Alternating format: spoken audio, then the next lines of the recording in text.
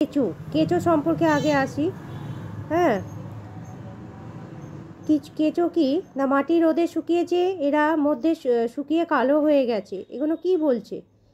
বলছে কেঁচো মাটির সজৈব উপাদান, যাদের মাটিতে কেঁচো বাস করে, ঠিক আছে, মাটিতে কেঁচো বাস করে, সেই কেঁচো কি হয় না, মাটির যদি বলে মাটির কি বলে সজৈব উপাদান কি, বা যেটাকে জৈব উপাদান বলা হয়, তাহলে কি হবে? এটা হবে কেঁচো। ঠিক আছে, কেঁচো হলো কি মাটির জৈব উপাদান। সজীব জৈব উপাদানের একটা নাম যদি বলে, হ্যাঁ, এটা করতে হবে। সজীব জৈব উপাদান কি বলতে হবে? কেঁচো। ঠিক আছে, নেক্সট পড়ায় যাচ্ছি যে এমন আরও অনেক ছোট ছোট জীব আছে মাটিতে থাকে। এই জিনিসটা কিন্তু আসতে পারে পরীক্ষায়, যে মাটির সজৈব জৈব সজীব জৈব উপাদানটির নাম লেখো, তাহলে বলতে হবে কেঁচো। আরও অনেক জীব থাকে মাটিতে বাস করে, যেগুলো খালি চোখে, হ্যাঁ, দেখা যায় না, সেগুলো এই আতস কাচ দিয়ে, আতস কাচটা এরকম দেখতে হয়, এগুলো দিয়ে বড় এই এই আতস কাচ দিয়ে এটা দেখা যায়, যেটাকে বা ইংলিশে কি বলে, লেন্স বলে।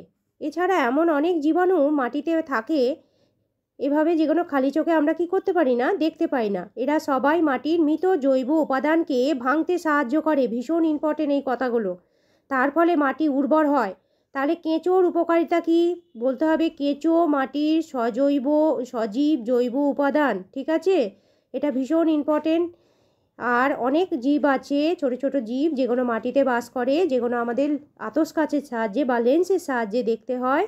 হ্যাঁ, সেইগুলো কি না, এছাড়া অনেক জীবাণু মাটিতে বাস করে, সেইগুলো এরা সবাই মাটির মৃত জৈব উপাদানকে ভাঙতে সাহায্য করে। মাটিতে থাকার ফলে কি হচ্ছে, এরা মারা যাচ্ছে।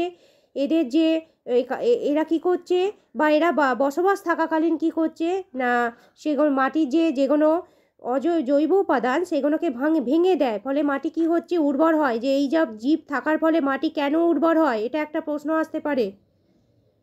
ঠিক আছে, আর দুটো কম্পোস্ট সারের নাম লেখো, এটাও খুব ইম্পর্টেন্ট। কম্পোস্ট সার বলতে কি বোঝো? একটা নাইট্রোজেন সার আর একটা হচ্ছে ফসফেট সার। এগুলো আসতে পারে পরীক্ষায়, যেগুলো আসতে পারে তোমাদের ব্যাকেট দিয়ে ভালো করে বুঝিয়ে দিলাম।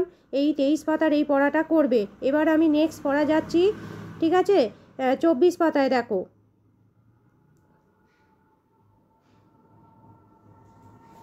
এই দেখো 24 পাতার এই পড়াটা আমি তোমাদের আবার পড়াচ্ছি। এই যে, হ্যাঁ, ক্লাস 5-এর বিজ্ঞান বইয়ে 24 পাতা কি আছে। 24 পাতায় পড়াটা ওই একই পড়া, 24 পাতাতেও আছে। দেখো কি আছে না, যেগুলো মেন পড়া আমি পড়ছি। দেখো, সব সারের মধ্যে অনেক উপাদান একসঙ্গে থাকে। এটা বলছে যে গাছ তো অনেক সার নেয়, তা সব সারের মধ্যে কি একই উপাদানগুলো থাকে? এই যে একসঙ্গে থাকে। তার মধ্যে গাছ, মানে সারের মধ্যে তো অনেক উপাদান থাকে, তার সেই উপাদান থেকে গাছ কি কি নেয় দেখো, সেই সার থেকে নাইট্রোজেন নেয়, ফসফরাস নেয় আর পটাশিয়াম। এই উপাদানগুলো বেছে নেয়। এটা আসতে পারে যে যখন জমিতে সার দেওয়া হয়, সেই সারের কোন কোন উপাদান গাছ নিজের শরীরে কাজে লাগায়। গাছ কিন্তু নিজের মতো করে নিজে টেনে নেয়, সেগুলো নিজের শরীরে কাজে লাগায়। ঠিক আছে, অনেক উপাদানের মধ্যে এগুলো খুব ইম্পর্টেন্ট। হ্যাঁ, এটা একটা আসার সম্ভাবনা আছে যে যেগুলো নেয় সেগুলো হচ্ছে নাইট্রোজেন, ফসফরাস আর পটাশিয়াম। এগুলো গাছ নিয়ে নেয়। হ্যাঁ, তবে মাটির সজৈব উপাদান কিভাবে সাহায্য করে, তাতে মাটির সজীব যেগুলো উপাদান, সজীব উপাদান বলছে কিভাবে সাহায্য করে। হ্যাঁ, কম্পোস্ট কম্পোস্ট কি একটা, এটা আবার একটা ইম্পর্টেন্ট প্রশ্ন। কম্পোস্ট হচ্ছে একটা জৈব সার। ঠিক আছে, কম্পোস্ট সারটা হচ্ছে জৈব সার। আমি যেগুলো ইম্পর্টেন্ট সেগুলো তোমাদের বা শূন্যস্থান করে আসতে পারে বা টিকমারা করে আসতে পারে, সেগুলো আমি তোমাদের বুঝিয়ে দিচ্ছি করে। এগুলো করবে ভালো করে। অনেক ভাঙলে তবে গাছ নাইট্রোজেন ফসফরাস পাবে। হ্যাঁ, এগুলো কিন্তু খুব ইম্পর্টেন্ট, এটাও করবে। মাটির ভিতরে ছোট ছোট জীব এবং জীবাণুরা সেই কাজে সাহায্য করে।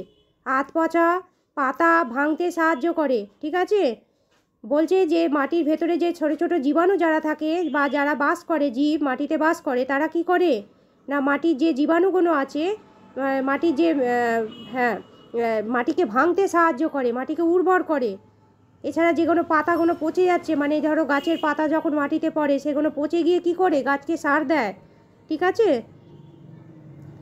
আচ্ছা, তারপরে বলছে দেখো আমাদের জৈব সারের দোকান আছে। আচ্ছা, এগুলো আলোচনা করছি। এগুলো রাসায়নিক সার অনেক পরে এসেছে, আগে জৈব সার। হ্যাঁ, এখান থেকে মেন পড়া, ঠিক আছে, এখান থেকে মেন পড়া কি, আগে কী সার এসছে, আগে জৈব সার এসছে, তারপরে রাসায়নিক সার পরে এসেছে, ঠিক আছে। তাহলে যদি বলা হয় যে সবচেয়ে প্রথম সারের নাম কি, জৈব সার, দেখো জৈব তো যে কোনোভাবেই পাওয়া যায়। জৈব সার গাছ হচ্ছে, গাছের পাতা মাটিতে পড়ছে, জৈব সার পাওয়া যাচ্ছে। কোনো জীব যখন মাটিতে বাস করে, তাই তো, মাটিতে বাস করার সময় কি হচ্ছে, জীবের দেহটা পচে যাচ্ছে, তখন জৈব সারের কাজ হচ্ছে। আবার যখন ধরো জীবেরা মাটিতে বাস করার সময় সেই গাছকে ভেঙে মানে মাটিকে ভাঙতে সাহায্য করছে, ঠিক আছে। তাই জন্য জৈব সারটা সবার আগে এসছে, তারপরে হচ্ছে রাসায়নিক সার। রাসায়নিক সার তো মানুষ তৈরি করেছে, ঠিক আছে। নেক্সট পড়ায় যাচ্ছি, দেখো পলিথিন, প্লাস্টিক এগুলো কিভাবে ভাঙে। এগুলো তো ভাঙে না, এগুলো কি হয় না, ভাঙে না, এগুলো মাটিতে আলো বাতাস থেকে আটকে যায়। যদি ধরো কোনো জায়গায় প্লাস্টিক আটকে থাকে, পলিথিন আটকে থাকে, সেগুলো তো আটকে দেয়, সেখানে কি আলো বাতাস যেতে পারবে? শিকড়গুলো মাটিতে ঢোকার সময় বাধা দেয়। হ্যাঁ, এটা আবার একটা ইম্পর্টেন্ট জিনিস, যে যখন শিকড়গুলো হয়, দেখো আমি বলে দিচ্ছি, তখন কি হয়, এরা এগুলো মাটিতে আলো আর হাওয়া পেতে বাধা দেয়, ঠিক আছে। গাছকে বড় করতে দেয় না। এগুলো ভীষণ ইম্পর্টেন্ট, যে পলিথিন, প্লাস্টিক এগুলো কিভাবে মানে ক্ষতি করে গাছের, বা এগুলো কি ভাঙে, তখন বলতে হবে না, এগুলো তো ভাঙেই না, কোনো মানে এগুলো ভেঙে যায় না, ভেঙে মাটিতে মেশে না এগুলো। আর তাছাড়াও কি হয়, মাটিতে আলো বাতাস এগুলো ঢুকতে সাহায্য করে না। এটা আবার এইভাবে প্রশ্ন আসতে পারে তোমাদের, যে পলিথিন, প্লাস্টিক এগুলো কিভাবে গাছের ক্ষতি করে, এইভাবে একটা আসতে পারে। আর যেগুলো মাটিতে ভাঙতে সাহায্য করে না, কিছু মানে ক্ষতিকর পদার্থের নাম লেখো, তখন তোমরা লিখবে পলিথিন আর প্লাস্টিক, ঠিক আছে। বিভিন্ন রকম প্রশ্ন বিভিন্ন ঘুরিয়ে দিতেই পারে, আমি তোমাদের ভালো করে এগুলো বুঝিয়ে দিচ্ছি, তোমরা কিন্তু এগুলোকে নোট করো। আর শিকড় মাটিতে ঢুকতে না পারলে মুশকিল হয়, তখন কি হবে, ঝড়ে গাছ উল্টে যাবে। ভীষণ ইম্পর্টেন্ট এই প্রশ্নগুলো, হ্যাঁ, তোমরা এগুলো কিন্তু অবশ্যই নোট করে এগুলো মনে রাখবে।